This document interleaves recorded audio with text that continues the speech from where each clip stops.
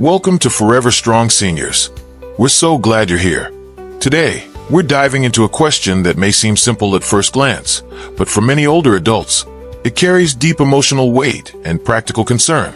Where should I keep my savings in old age to make sure it's truly safe? Some might say, just keep it in the bank. Others feel safer entrusting it to their children. But what if I told you that neither of those answers is always the best solution? What if the real answer depends not just on numbers or interest rates, but on trust, health, independence, and even grief? This is a story inspired by someone just like many of you, a retired gentleman named Robert, 75 years old, who faced this very dilemma. Through his story, we'll uncover valuable lessons about planning, protection, and peace of mind in later life. Robert had always been a careful man. He spent his working years at a modest manufacturing company, and his wife, Linda, worked part-time at the same firm. Together, they weren't rich, but they lived responsibly and saved steadily. Over the years, they managed to set aside just over $10,000 in a savings account and owned 2 homes. One older place they'd lived in for decades, and a newer one they bought about 6 years ago as an investment. They'd lived in the older house most of their lives. It wasn't fancy, just a quiet little home on a tree-lined street near shops and a hospital. But it was comfortable, familiar. The neighbors knew them by name. Robert and Linda loved their routines, morning walks to the nearby cafe, chatting with neighbors, tending the garden out back. Life had a rhythm, and that rhythm brought them peace. Their children, 2 sons and a daughter, had all moved out and built lives of their own. Over the years, Robert and Linda had helped each of them buy their own homes. So when they bought the second house, a newer, brighter place in a newly developed neighborhood, the kids thought it was time for their parents to move into it and leave the old one behind. But Robert and Linda refused. They weren't being stubborn. They simply loved the life they'd built in their old neighborhood. Instead of selling it, they decided to rent out the new house to an old family friend, bringing in a small but steady monthly income. It wasn't much, around $200 a month, but it was enough to cover basic maintenance and ease their minds. For a few years, their retirement was everything they'd hoped: peaceful, independent, even joyful. They traveled a little, went out with friends, and always felt proud that they hadn't become a burden on their kids. "We're doing just fine," Linda would often say with a smile. "Let them focus on their own lives." But then came the day that changed everything. One afternoon, Linda was heading to the local market when she was hit by a car. The injuries were severe, and with her age and the blood loss, there was little the doctors could do. She passed away that evening, without warning, without even saying goodbye. Robert was shattered. He'd always imagined they'd grow old together, perhaps even pass away around the same time. He never thought he'd be the one left behind. In the months that followed, grief consumed him. He stopped walking to the cafe. The garden became overgrown. His health began to decline. He was hospitalized for a brief illness that left him bedridden for weeks. His children, alarmed by his condition, took turns visiting and suggested he move in with one of them. "It's not safe for you to be alone anymore, Dad," his daughter said. "We'll take care of everything. You won't have to worry about anything." They also asked if he wanted help managing his savings. "You're getting older, Dad," said his eldest son. "What if you forget your bank password? What if something happens and no one knows where you kept your savings?" At first, Robert hesitated. His mind flashed back to Linda's sudden passing. How unprepared they had been for it. What if something happened to him too? Would anyone know where his assets were? Would it create chaos among his children? He lay awake for nights, tossing and turning, imagining worst-case scenarios. But one thing gnawed at him. Whom could he really trust? He had 3 children. They were all decent people, but also human, with flaws and limitations. Robert knew that once money entered the equation, even the most loving families could struggle. And so, he made a decision. Rather than simply handing over his savings to one of them, he decided to go live with each child for 6 months, to observe quietly, without telling them why, and decide, based on experience, who truly had his best interest at heart. What unfolded during those months would open his eyes in ways he didn't expect. When Robert made the decision to live with each of his children, he didn't tell them his true purpose. He simply said, I think it's time I spent more time with each of you." Naturally, they all welcomed the idea.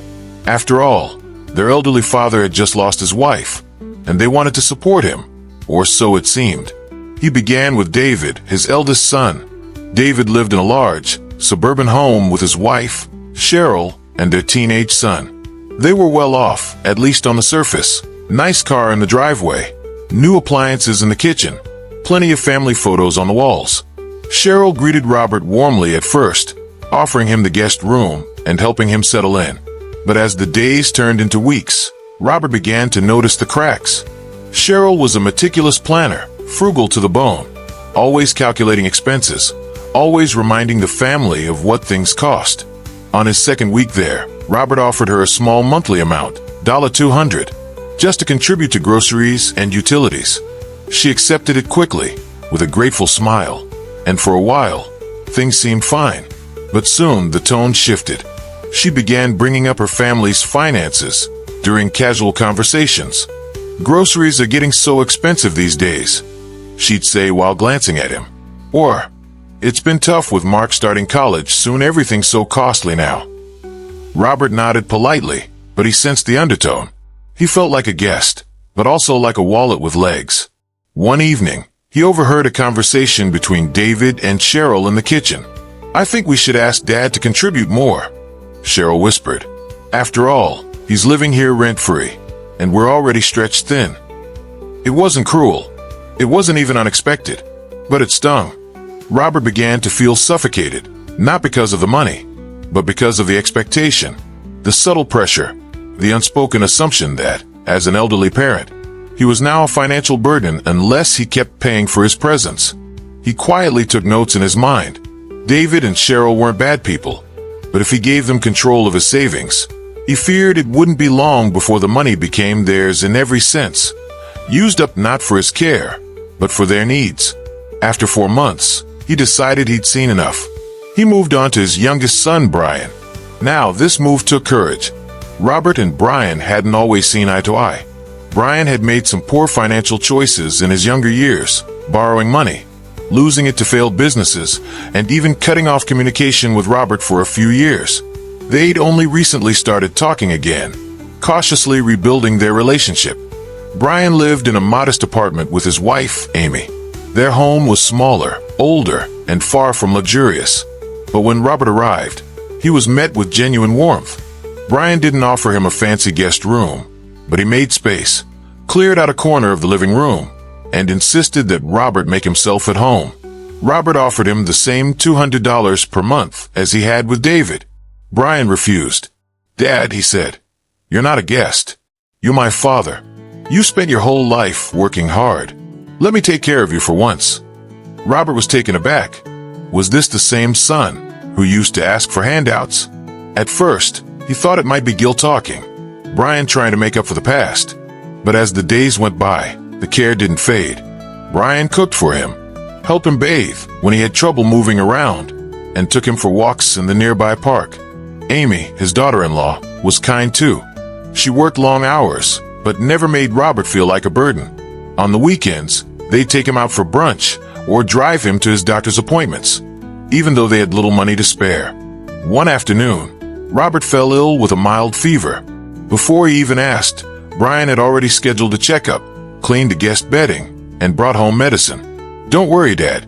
I've got you," he said with a hand on his shoulder. And Robert believed him. More than anything, it was the little things. Brian didn't ask for money. He didn't complain about expenses. He didn't talk about his own problems. He simply showed up every day with quiet loyalty. Robert began to feel something he hadn't felt in months: peace. It wasn't about the size of the house. It wasn't about how much money they had or didn't have.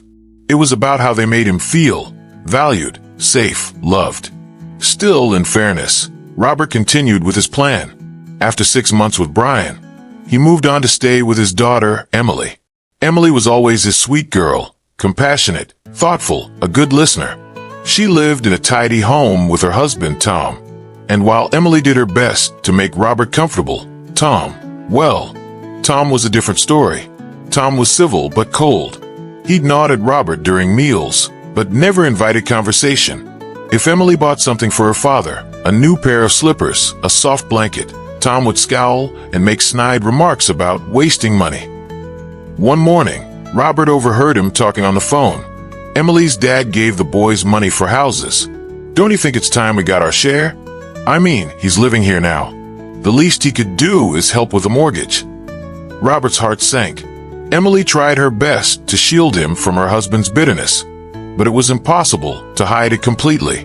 The warmth she showed was overshadowed by Tom's passive-aggressive behavior. Robert could feel the tension every time he entered the room. He finished his stay, just as he had promised himself. But when it was over, the decision was clear. He would not entrust his savings to David, nor to Emily. Only Brian had shown him the kind of love that didn't come with strings attached. Still, there was one more decision left to make, and it would shape the rest of his life. Would Robert give all of his savings to Brian? Would he stay with his youngest son permanently? Or was there still another way to protect both his money and his independence? After living with each of his children and experiencing their homes, Robert returned to the place where it had all started, his old house. The walls still held the laughter he and Linda once shared. Her favorite armchair sat by the window, untouched. The photo albums were still in the same cabinet. The garden, though a little wild now, still bloomed with the roses she had planted. It wasn't just a house. It was a memory preserved in time. And as Robert stood in the doorway, suitcase in hand, he realized something he hadn't dared admit to himself before. He wanted to be alone. Not lonely, just free. He didn't want to be a guest, or a burden, or a source of tension in someone else's home. He still had his strength. His mind was sharp. He could cook his own meals, take his own medicine, and even enjoy a short walk down the block when the weather was kind. Most of all, he wanted to live out his days in peace, on his own terms. And so, Robert unpacked his bags, opened the windows, and let the fresh air fill the rooms again. It was time to start fresh, not as someone's father under their roof, but as himself, in the home where he still felt whole. But there was still one question he had to answer: what to do with his money. After all he'd been through, watching how people changed when money entered the room, Robert had become more cautious than ever. He didn't want his children fighting after he was gone. He didn't want one child feeling betrayed, another feeling entitled. And most importantly, he didn't want his savings to fall into the wrong hands by accident or manipulation. That's when he came up with a plan, one that was both simple and genius. He took his savings book and wrote down all his banking information, including passwords and account details. Then he placed everything inside a small locked box, not a fancy safe, just a sturdy metal box with a key. Inside, he also placed a handwritten letter. In that letter, he clearly laid out how he wanted his assets to be divided after his death. Every dollar, every house, every item of sentimental value. It was all spelled out in writing. He even wrote down who should handle the process: Brian, his youngest son. But that wasn't all. Robert added something else to the box, a promise. He wrote that if he ever became too ill or too weak to manage things himself, he would officially give Brian power of attorney. But until then, he would manage his own finances. No one else, not even Brian. And to show his appreciation, he included a personal note that when the time came, Brian and his wife would receive a small bonus, a gift of thanks for their kindness and respect, not because they asked for it, but because they had earned it. It wasn't about the money. It was about dignity. Robert understood something that too many seniors realize only when it's too late. When you give away all control too early, you risk giving away your independence. And when that independence is gone, it's hard to get it back. He knew some might disagree. He'd heard friends say things like, "Just give your kids the money now. You don't need it all." Or, "What if something happens and no one knows where your accounts are?" But Robert believed in balance. He didn't hoard. He didn't hide. He just planned wisely. The letter was his voice if he could no longer speak. The locked box was his shield. And the decision to live alone, that was his freedom. Of course, not everyone agreed. When his children learned that he had returned to his old house, they were surprised, some even upset. His daughter Emily called often worried. David insisted on visiting to check the locks and suggest installing a camera system. But Robert reassured them all. "I'm not trying to push anyone away," he told them gently. "I just want to live quietly, in the place that still feels like home." Slowly, they came to understand. Brian, especially, respected his father's choice. He visited often, bringing groceries or helping with the yard. But he never pried, never asked for money, never tried to peek into the box Robert had mentioned. He simply showed up, with conversation, with laughter, with presence. And Robert found comfort in that. He still went to the same cafe he and Linda once visited. He'd sit by the window with a cup of coffee, nodding at the familiar faces passing by. Sometimes, a friend would ask how retirement was going, and Robert would smile and say, "Better than expected. I've got peace in my pocket and a plan in my drawer." Because for him, that's what security looked like. Not just dollars in a vault, but clarity, control, and calm. And that, dear friends, leads us to the final chapter of Robert's story, where we'll explore what happens when independence meets preparation, and how a senior can live strong without giving everything away. In the quiet of his home, Robert settled into a rhythm that gave him comfort. He woke up early, made his own breakfast, and tended to the small garden out back, the same patch of soil where Linda used to grow her favorite yellow daisies. Some days, he'd take a walk around the block. Other times, he'd sit in his recliner and read the same book over again, not because he forgot the story, but because it reminded him that life didn't need to be fast to be fulfilling. He was alone, yes, but not abandoned. His children called often. Brian visited regularly, never overstepping, always offering support without strings. And when the holidays came around, Robert's house was still the gathering place, filled with the aroma of home-cooked meals and the laughter of grandchildren. There were moments, of course, when the ache of missing Linda crept in like a soft shadow. But even in those moments, Robert felt at peace. He had done what many people never get the chance, or the courage, to do. He chose his own ending while he still had time. He had planned his life carefully. He didn't just write a will. He wrote a message of love, of gratitude, of wisdom, and above all, of boundaries. He had said what needed to be said while he was still able to say it. And because of that, he didn't live in fear. He wasn't afraid of being taken advantage of. He wasn't worried about who would fight over what after he passed. He knew, deep down, that his children would understand and respect what he had done. Because when you give from a place of clarity, there's little room left for confusion. One spring morning, Robert had a long conversation with Brian in the backyard. "Son," he said, "I know life's been hard for you. I've made mistakes too.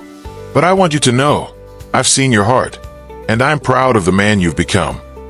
Brian looked down, blinking fast. He wasn't used to hearing praise from his father. "Thanks, Dad. That means more than you know." Robert smiled. "You don't have to know everything. You just have to care." Later that week, Robert visited his lawyer. He made sure his power of attorney documents were up to date. He verified the contents of the locked box and reminded Brian where it would be, only in the event that something happened. And then he let it go. He stopped worrying about the what-ifs. Because he had done the most important thing. He had prepared with purpose. Too often, we associate aging with decline, with losing things, with giving up control, with becoming invisible. But Robert's story reminds us that aging can also be about strength, the quiet kind, the kind that chooses peace over pressure, boundaries over blind trust, and dignity over dependence. So, what does this story teach us? That there's no one-size-fits-all answer to where a senior should keep their savings. Banks are secure, but can be hard to access during illness. Children may be helpful, but can also bring risk if motives aren't clear. Keeping cash at home might feel safe, but opens the door to theft or family tension.